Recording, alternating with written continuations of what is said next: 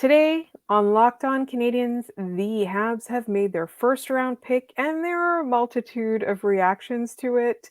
So we're going to get right into that on today's Locked On Canadiens. You are Locked On Canadiens, your daily podcast on the Montreal Canadiens, part of the Locked On Podcast Network, your team every day.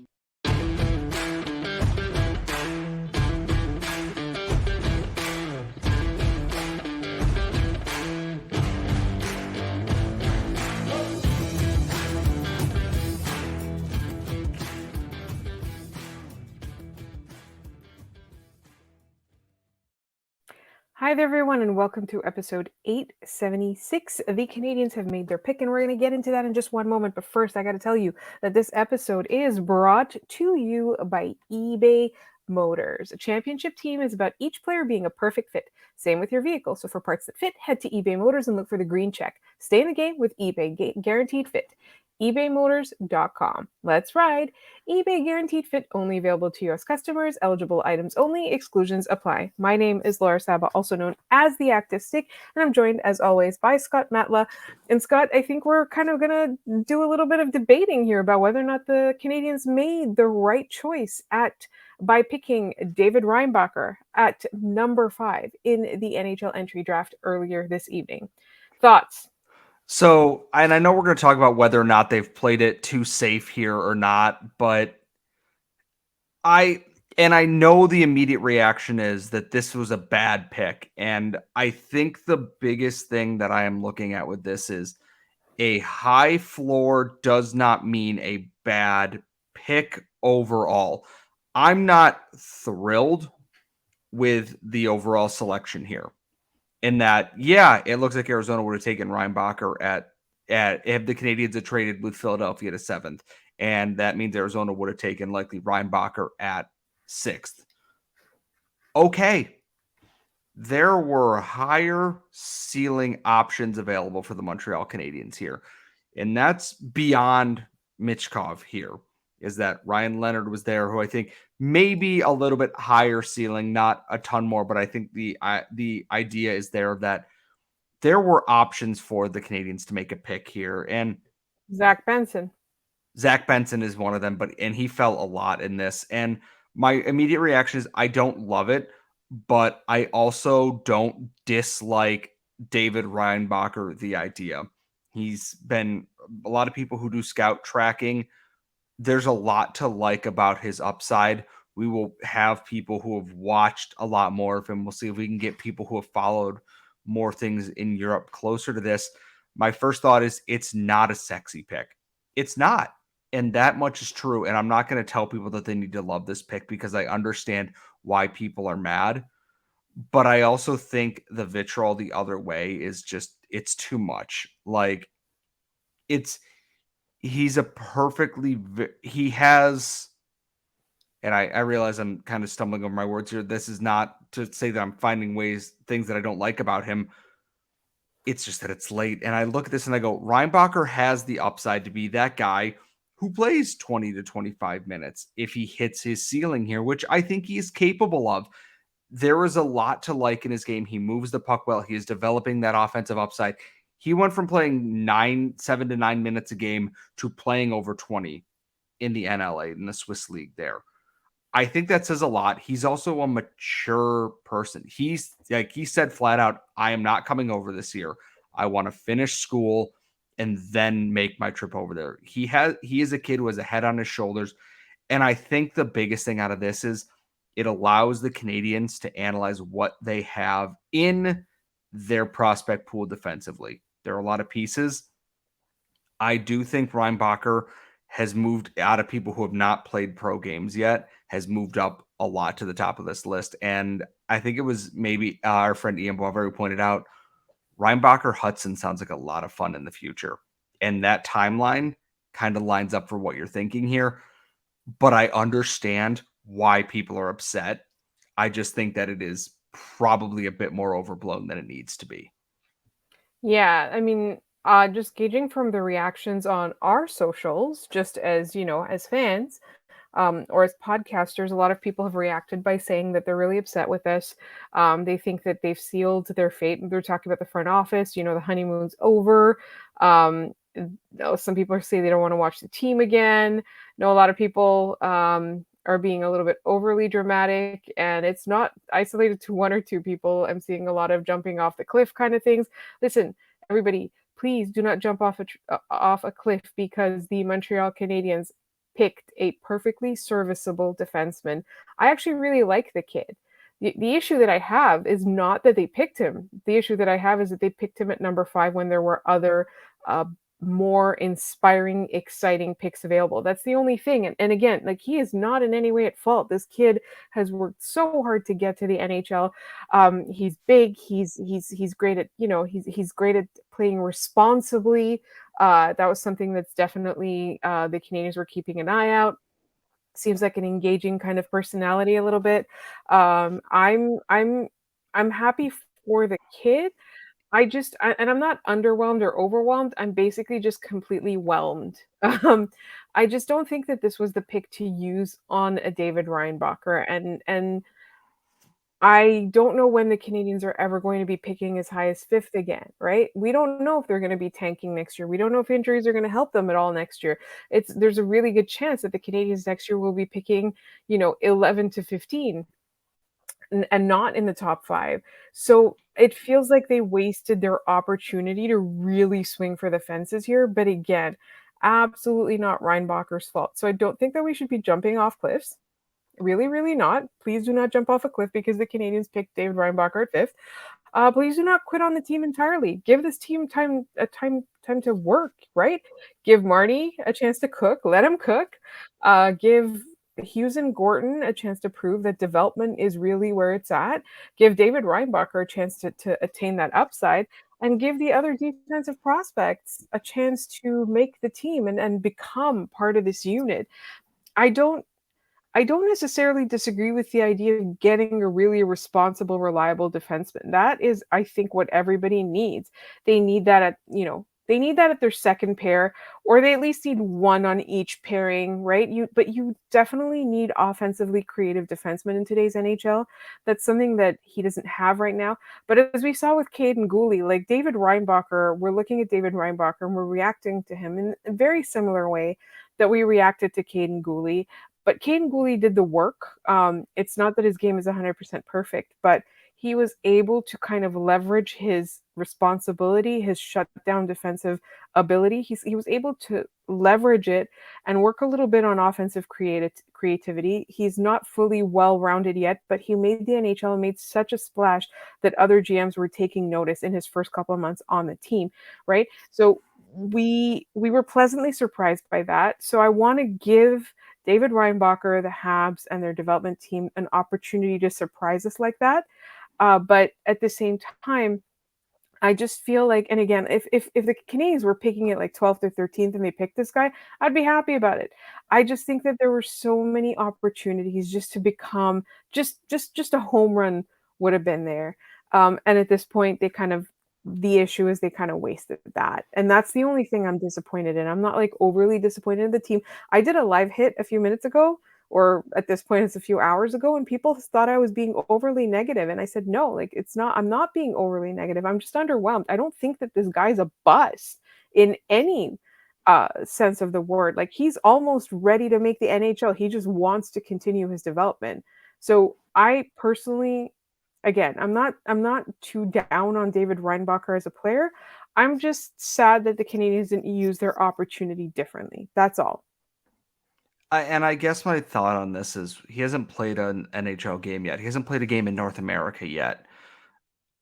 I I am just begging on everything is I don't want to judge this before he's had a chance to play it, before we know what the Canadians' next steps are here.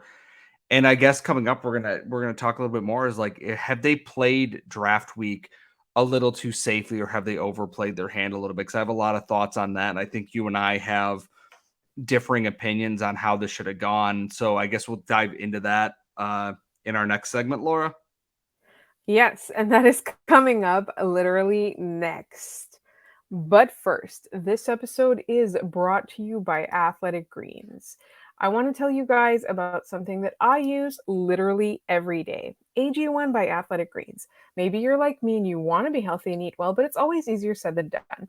That's no longer the case with AG1. With one delicious scoop of AG1 in a glass of water each day, you're absorbing 75 high quality vitamins, minerals, whole food source superfoods, probiotics, and adaptogens to help you start your day right. The special blend of ingredients supports your gut health, your nervous system, your immune system, your energy, recovery, focus, and aging. It supports all the things. It can be hard and expensive to keep track of multiple different supplements and vitamins, not to mention how hard it can be on your stomach. AG1 costs you less than $3 a day. You're investing in your health, and it's cheaper than your cold brew habit. But right now, it's time to reclaim your health and arm your immune system with convenient daily nutrition. And to make it easy, Athletic Greens is going to give you a free 1-year supply of immune supporting vitamin D and 5 free travel packs with your first purchase. All you have to do is visit athleticgreens.com/NHL network. Again, that is athleticgreens.com/NHL network to take ownership over your health and pick the ultimate daily nutritional insurance. All right, we have thoughts. We have lots of thoughts. So, Scott, let's talk about whether or not the Canadiens played it way too safe. So my thought here is very simple. If the Canadiens still held on to 31st overall in this and they picked David Reinbacher at 5th, I'm okay with that because I'm looking at who is still on this draft board at 31st overall. There's guys like Andrew Cristall. There is Ethan Gauthier. There are more picks going into round 2 if they still had 37th overall. The goaltenders swinging on a guy like Adar Suniev, who has a big power forward upside. There's opportunities here. And we talked about Alex Newhook a little bit in that it is that potential, that Kirby Dach potential that they are looking to unlock here. And I do think that Alex Newhook has the skill and the tenacity and everything that Martin St. Louis is looking for in a player to be a very good middle 6 to top 6 inclusion there, whether it's a winger or as a center. It's hard to really know. But with trading 31, 37, and not trading back into first round or trading down here, I look at picking Reinbacher and I go, on day 1 of the draft, you didn't do poorly based on some of the other things that went. Simashev went right afterwards, which might have been maybe a bit soon. Willander went before I expected anything. Toronto picked a guy who many people thought was going to go in the third, late second to early third rounds with their pick. It's not terrible. It's very safe. And the whole thought here is that people looking at this organization are going, they're not taking risks. They're not doing things.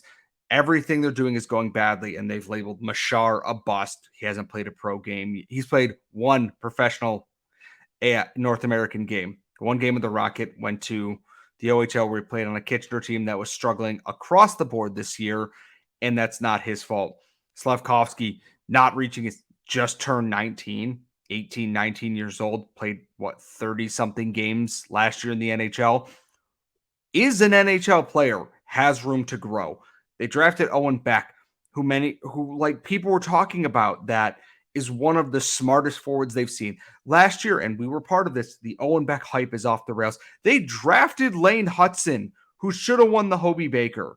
And everyone is just acting like Kent Hughes and Jeff Gordon, and everyone here is just picking all these guys with no ceiling whatsoever. And the revisionism, quite frankly, is bullcrap. I get it. You wanted Michkov, and you're going to immediately think that the sky is falling because they didn't pick that.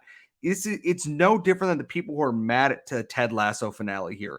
Just because your headcanon did not become reality does not mean the reality is bad. A high floor does not mean a bad pick. It is not sexy. I get that. I'm disappointed with the way day 1 went. It is not what I envisioned here. And I am hoping that there is some plan to get back into round 2 some way. Is it trading Dvorak?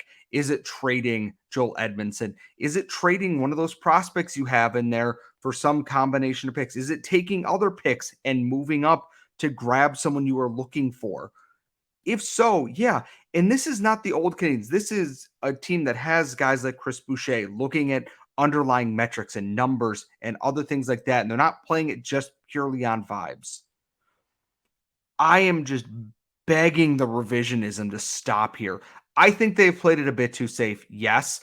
I do not think that it is Pompeii. The sky is falling on the Bell Center, and the Montreal Canadiens will never be good again. People are like, well, look at the Sabres and how they loaded up and how they're already a contender again. It took them 3 failed rebuilds and 10 plus years to get there. They got Jack Eichel, turned it into nothing. They traded Ryan O'Reilly. Tage Thompson became good out of nowhere. No one could have predicted that Tage Thompson was going to be that guy. Then they got Dahlin first overall, and he was struggling until they fired Ralph Kruger. And then they got Owen Power first overall. That's 3 top 2 picks inside of a decade. And you're going to tell me that I should compare the Canadiens to that? No. I think David Reinbacher has a lot of potential. I think Slafkovsky still has a lot of potential. I can also think they played it too safe. 2 things can be true, but I am just begging the sky is falling, doom fatalist attitude to stop, because then I just think you should go do something else. Because, oh my God, am I already tired of this? And it's been a few hours. I think we all need to calm down a little bit, but it does feel like Kent Hughes is kind of trolling us at this point. He recently said earlier tonight that if they felt that there was a better pick, they would have taken it. Like, what is that? Is that in the face of criticism? Is that to troll the Habs fans? Is that to make David Reinbacher feel better about all the hate he's about to get through no fault of his own? I don't get it. It feels like they did a lot of bold stuff last season, and then this season they're just kind of not necessarily disappointing, but they're just not. They don't seem to be taking action real quick. It's going to be really interesting to see how next season develops, because they had a very long leash at the beginning of last season. After the last draft, after the moves they made, picking guys like Owen Beck and Lane Hudson and going bold with the first overall pick, even though everyone said to play safe, they got a lot of leeway from Habs fans. They got a lot of runway.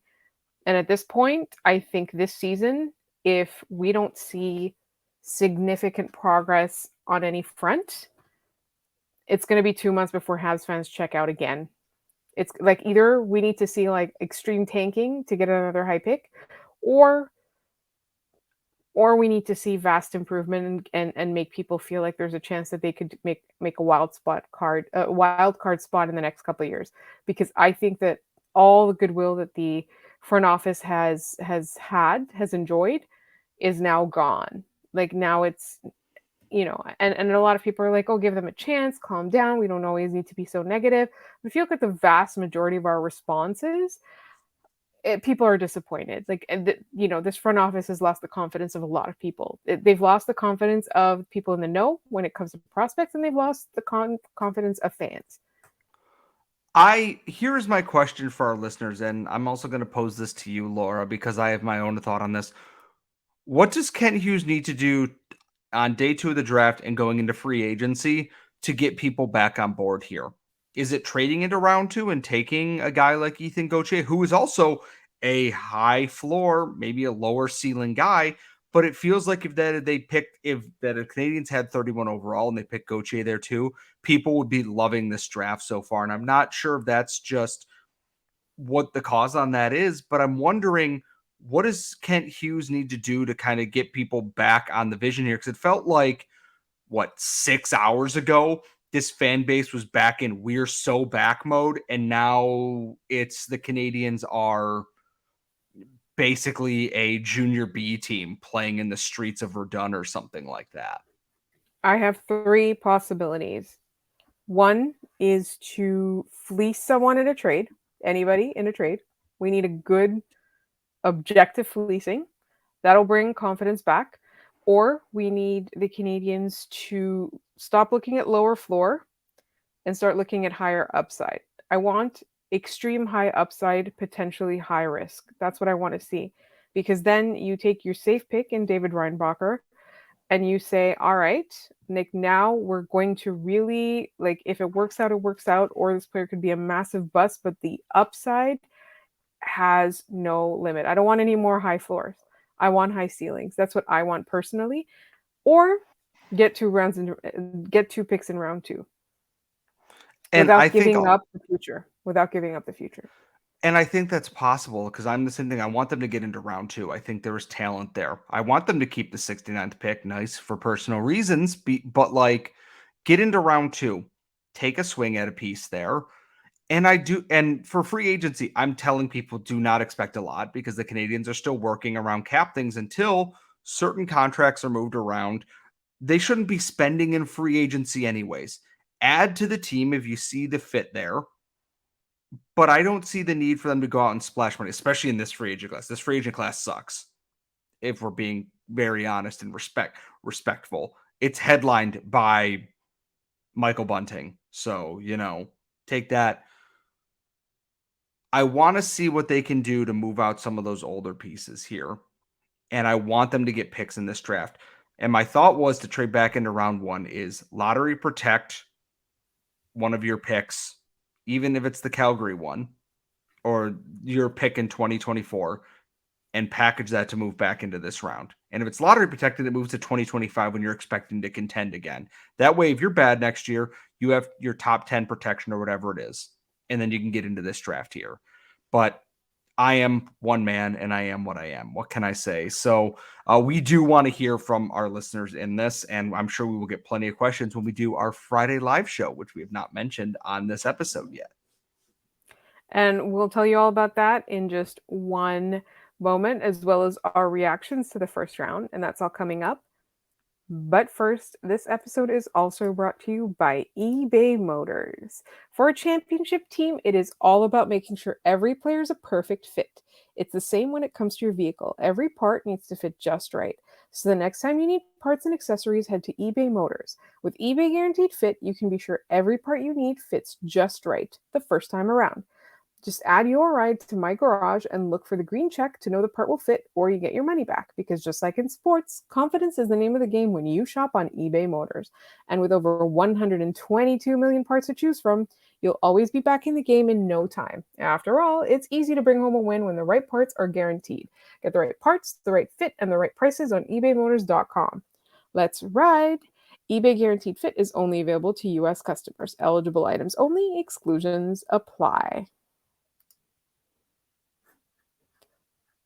All right, Scott, are you ready to tell the listeners that they can hang out with us at 8 p.m. this Friday? I mean, yeah, you can go hang out with us this Friday at 8 p.m. We're going to be talking about the draft. We're going to be talking about free agency and just everything. We're going to answer your questions. We're going to hang out. Maybe I'll talk about professional wrestling if no one else, wants to go, if no one else wants to talk about the draft, which it seems like a lot of people don't want to talk about the draft anymore. I want to, though, kind of steer something, and we will have our mailbag after tomorrow's draft recap too. So I want to talk about the first round here, and I have a couple of thoughts. The San Jose Sharks made out like bandits, and I know JD and Kyle are loving that. I love Will Smith at 4th overall, and I absolutely love Quentin Musty at 26th. They made out really well in this draft. I find it hard to fault them for anything. And watching Musty fall to 26th overall is why I wanted the Canadiens to trade back into round one. That was all I really wanted. We would have recorded this episode sooner, but we weren't sure if Kent Hughes was going to trade back into the round or not. So we waited until Vegas picked and then sat down to record this and then fought with my internet and a whole bunch of other things. The one thing that I'm looking at this and going, Philadelphia had a decent first round. Don't love reaching on Oliver Bonk, but they got Michkov. So Danny Briere continues to stay winning so far. Toronto picking Easton Cowan was a shock to me. And I guess we're ignoring kind of the elephant in the room is that Leo Carlson went 2nd overall instead of Adam Fantilli. And that to me is absolutely wild because there's room the Ducks kind of liked Michkov. They might have liked Will Smith. They went with Carlson. And I got to say, I don't know if I would have done that. If they wanted a surefire going to be an NHL forward, I would have just picked Adam Fantilli if they were worried about Smith's making it. And I saw that and I just kind of went, that's certainly a choice. Not a choice I would have made, but it is a choice that they made.